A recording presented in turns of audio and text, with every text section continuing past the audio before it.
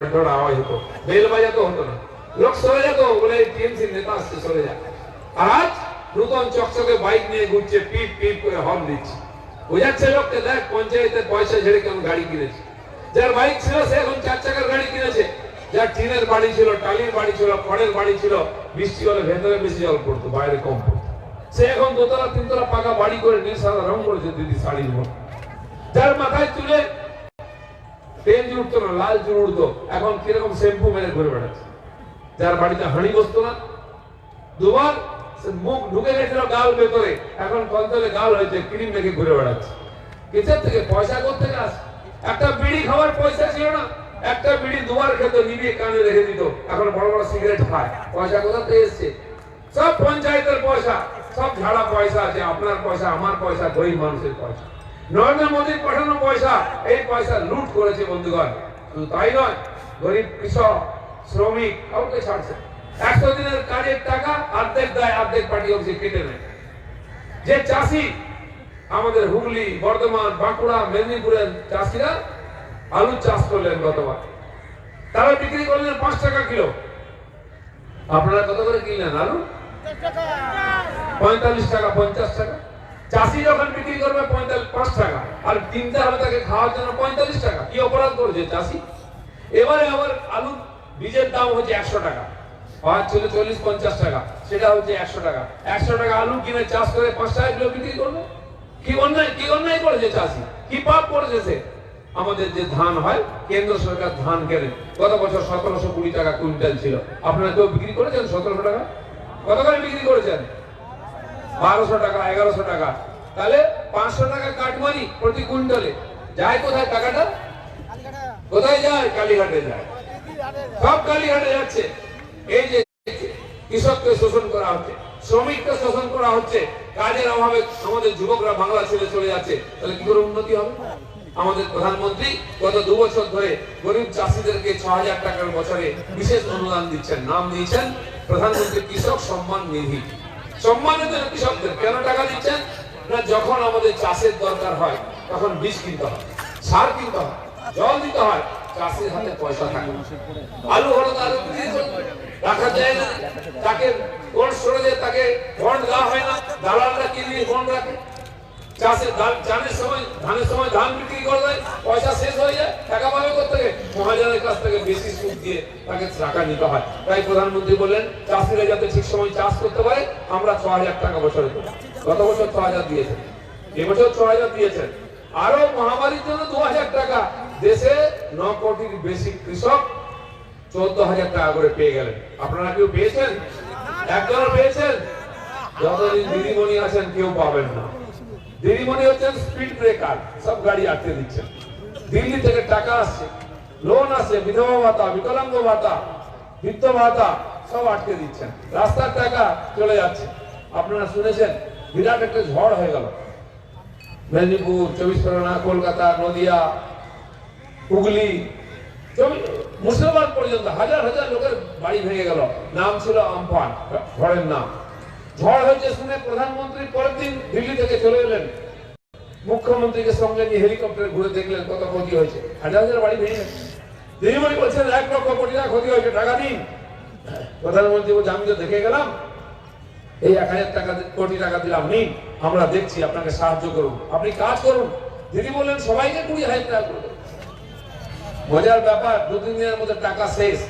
এর টাকা পেল, সবাই ভাবছে আমার বাড়ি ভেঙেছে আমি পাবো। ব্যাংকে গিয়ে খুঁজছে, দাদা টাকা আসছে, টাকা আসছে। ব্যাংকের লোক বলছে রোজ আসেন কেন? কিসের টাকা? বলে দিদি বলেছেন 20,000 টাকা দেবেন। বলে আপনার মাথা খারাপ হয়ে গেছে? দিদি আজ পর্যন্ত কাউকে টাকা দিয়েছেন? আপনারা কেউ পেয়েছেন দিদির কাছ থেকে? সত্যি কথা কেউ পায়নি, পেলেও না। কিন্তু টাকাটা গেল কোথায়? বিডিও অফিস থেকে লিস্ট বেরিয়ে গেল, লিক হয়ে গেল।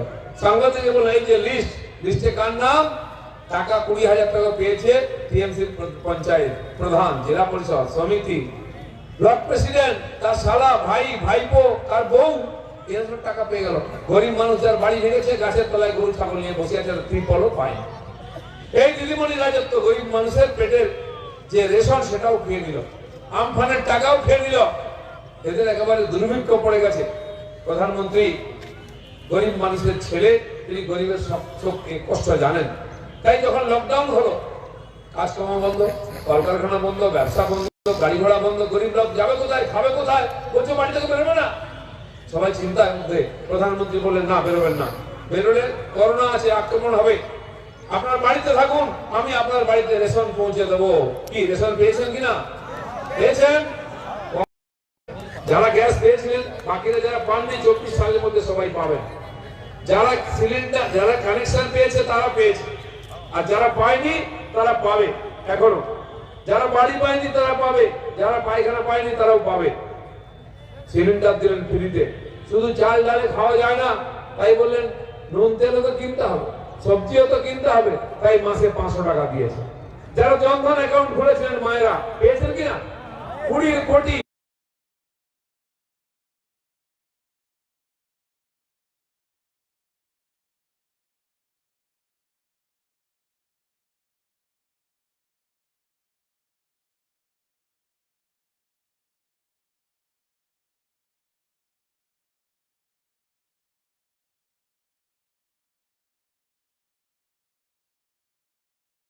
ধর্ষণ করে, তার ধর্ষণকারীরা টিএমসির পার্টি আর ছাত্র দলে আছে, তাদের গায়ে পুলিশ হাত দিতে পারছে না। সে মেয়েটির তার উপরে যে অপরাধ হয়েছে তার সাজা এখনো পায়নি। এরকম বহু মেয়ে, বহু মহিলা, 7 থেকে 70 বছরের কোন মহিলা আজকে পশ্চিমবঙ্গে সুরক্ষিত নন। বাড়ির বাইরে গেলে আমরা চিন্তায় থাকি, মায়েরা মেয়েরা স্কুল কলেজে গেলে চিন্তায় থাকি, কখন ফিরবে, কিভাবে ফিরবে। মায়েরা বাজার হাটে গেলে সন্ধ্যা গেলে চিন্তা করি, তখন হাত ধরে টানছে, তখন কাপড় ধরে টানছে। আচ্ছা বলুন, এই মহিলাদের উপরে এরকম অত্যাচার হবে, টেনশনে থাকবো, সেই জন্য পরিবর্তন করেছিলাম, সেই জন্য মমতা ব্যানার্জিকে মুখ্যমন্ত্রী বানিয়েছিলাম। সবাই ভেবেছিলেন একটা মহিলা মুখ্যমন্ত্রী হয়েছে, মহিলাদের মান সম্মান নেওয়ার কোনো চিন্তা থাকবে না, সুরক্ষা নিয়ে। কিন্তু দুর্ভাগ্য, সবচেয়ে বেশি মহিলাদের উপর অত্যাচার পশ্চিমবাংলায় হয়। দিল্লিতে সব রেকর্ড হয়, ন্যাশনাল ক্রাইম ব্যুরো, সব রাজ্য থেকে খবর আসে কত ঘটনা ঘটেছে। পশ্চিমবাংলা সরকার কোনো রেকর্ড পাঠায় না, তাই বোঝা যায় না। কারণ সবচেয়ে বেশি বাংলায় হয়, প্রায় 60-65 হাজার মহিলা প্রতি বছর গায়েব হয়ে যায় এখান থেকে, তার কোনো খবর নেই, কোনো সাজা হয় না। কেন? যারা এই বাংলার গণতন্ত্রকে শেষ করে 50 বছর ধরে গণতন্ত্র নেই, আমরা জানি না গণতন্ত্র কি। মানুষ কিভাবে স্বাধীনভাবে বাঁচতে পারে, রাজনীতি করতে পারে, ভাষণ দিতে পারে, চাকরি করতে পারে, তার নাম আপনারা দেখুন, দিদিমণি আর এত ভয় করছেন, মানুষকে নির্বাচন করছেন। যখন লোকসভায় আমরা জিতে গেলাম,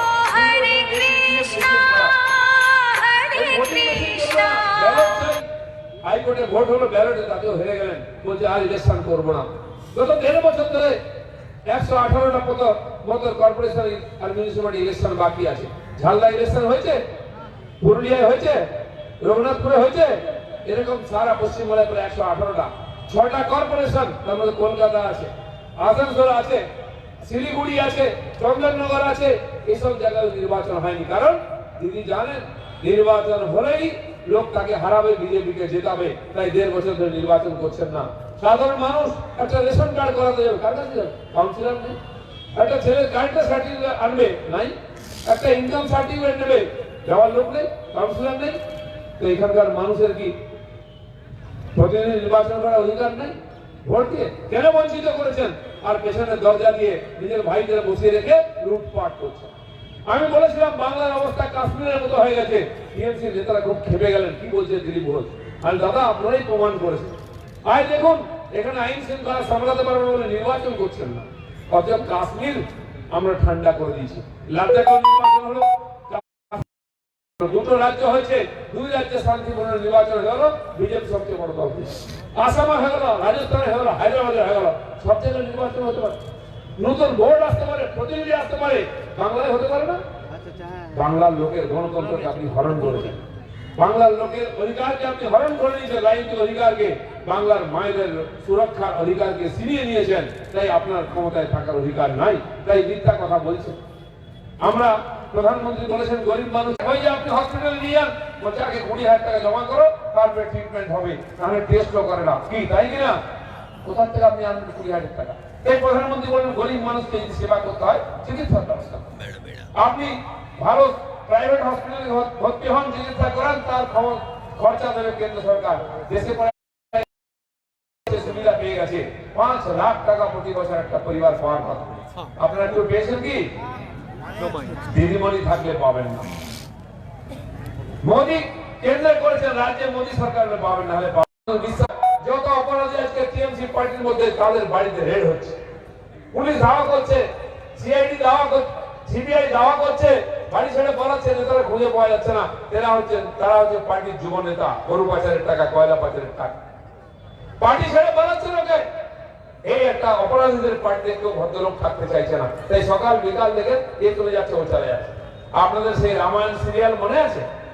যখন রামায়ণের যুদ্ধ বেঁধে গেছে, ভগবান রামচন্দ্র আর তার ভাই লক্ষণ মিলে পৌঁছে গেছেন শ্রীলঙ্কাতে, আর যুদ্ধ হচ্ছে। রোজ রাবণের ভাই মারা যাচ্ছে, নাতি মারা যাচ্ছে, ছেলে মারা যাচ্ছে। হঠাৎ খবর আসে महाराज का, महाराज महाराज आज कुंभ करने का वध हो गया है। महाराज खबर क्या बात करता है, मर नहीं सकता। हाँ महाराज, वो वीर गति को प्राप्त हो गया। बिगड़ वाला छोटे छोटे, महाराज महाराज सत्यानाश हो गया। क्या हो गया? इंद्रजीत का वध हो गया है, वो वीर गति को प्राप्त हो गया। घबरे तो चुप गए, ये नहीं हो सकता है। সেই রকম আজকে চলছে। দিদির কাছে ফোন আসছে, দিদি দিদি বলে কি হয়েছে, চেঁচাচ্ছিস? দিদি শুভেন্দু পার্টি ছেড়ে দিয়েছে। হ্যাঁ কি বললি? এ হতে পারে না। হ্যাঁ দিদি ছেড়ে দিয়েছে। সকালবেলা ফোন আসছে, দিদি দিদি অমুক এমএলএ পার্টি ছেড়ে দিয়েছে, লক্ষ্মীরতন শুক্লা পদত্যাগ করে দিয়েছে। বলে কি বলছিস, এত ভালো ছেলে? বলে হ্যাঁ চলে গেছে। দিদি দিদি শিলভদ্র চলে গেছে। সে কি রে চলে গেল? এত ভালো মানুষ। ভালো মানুষ বলেই তো চলে যাচ্ছে, সব খারাপ গুলো পড়ে আছে। তাই বন্ধুগণ, দিদির এই যে সরকার পার্টি, এটা উঠে যাবে। আপনারা জানেন করোনা চলছে, পুরুলিয়াতে করোনা ফোরোনা মানে, তাই তো সব চাপা দিয়ে দিয়েছি আমরা, পকেটে রেখে দিয়েছি। তাও আমাকে জিজ্ঞেস করেন, দাদা এই করোনাটা কবে যাবে বলুন তো? বলছে লোকাল ট্রেন চলছে না। ইচ্ছে কেন? করোনা আছে। করোনা কবে যাবে তো ডাক্তারবাবুরা বলবেন, আমি তো বলতে পারবো না। তবে খুব তাড়াতাড়ি চলে যাবে, 1-2 মাসের মধ্যে। টিএমসি কবে যাবে সেটা কিন্তু আমি বলে দেবো। আপনারা লিখে রাখুন, মে মাসের পরে টিএমসি বলে কোনো পার্টি থাকবে না। করোনা ভাইরাসকেও শেষ করবো, টিএমসি ভাইরাসকেও শেষ করবো। যারা মানুষকে এত অত্যাচার করেছে, কষ্ট দিয়েছে, আমাদের 135 জনকে হত্যা করেছে, হাজার হাজার লোক ঘর ছাড়া, হাজার হাজার লোক জেলে আছে, তাদেরকে এত সহজে ছেড়ে দেবো আমরা? তাদেরকেও শেষ করতে হবে। এই যে একটা হিংসাশ্রয়ী আর দুর্নীতিগ্রস্ত পার্টি পশ্চিমবাংলার মানুষের মাথাকে নত করে দিয়েছে, তাই তাকে সমূলে বিদায় করতে হবে। তাই আগামী নির্বাচন হচ্ছে নতুন বাংলা গড়ার নির্বাচন। সবাই মিলে লড়বো, নতুন বাংলা গড়বো। বলুন, সবাই মিলে লড়বো, সোনার বাংলা গড়বো। সবাই মিলে লড়বো, সেই সোনার বাংলা গড়ার জন্য আমরা লড়াই করছি।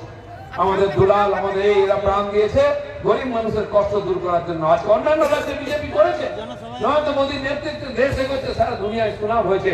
পশ্চিমবাংলাকেও মোদী রাজত্বের সঙ্গে যুক্ত করতে হবে, সেই উন্নয়ন বিকাশ যাত্রায় যুক্ত করতে হবে। তাই আমরা লড়াই করছি, এত কষ্ট করছি।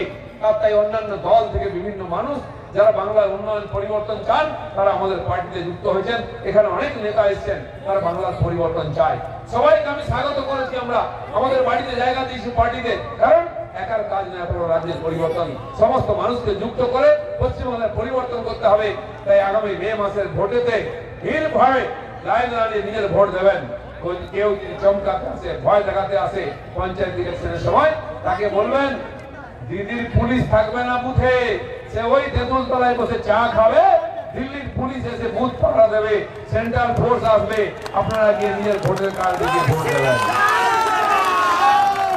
বাড়াবাড়ি করলে দিদির ভাইদের বলে দিন, পাঁজর ভেঙে হসপিটাল যেতে হবে, এমনি বাড়ি যেতে পারবে না। তাই পশ্চিমবাংলা গণতন্ত্র প্রতিষ্ঠার জন্য বিজেপি লড়াই করছে। সেই গণতন্ত্রের পরীক্ষা মে মাসে হবে, আমরা আশা করব সবাই উত্তীর্ণ হয়, নতুন বাংলা গড়ব। এই বলে সবাইকে ধন্যবাদ। ভারত মাতা কি জয়।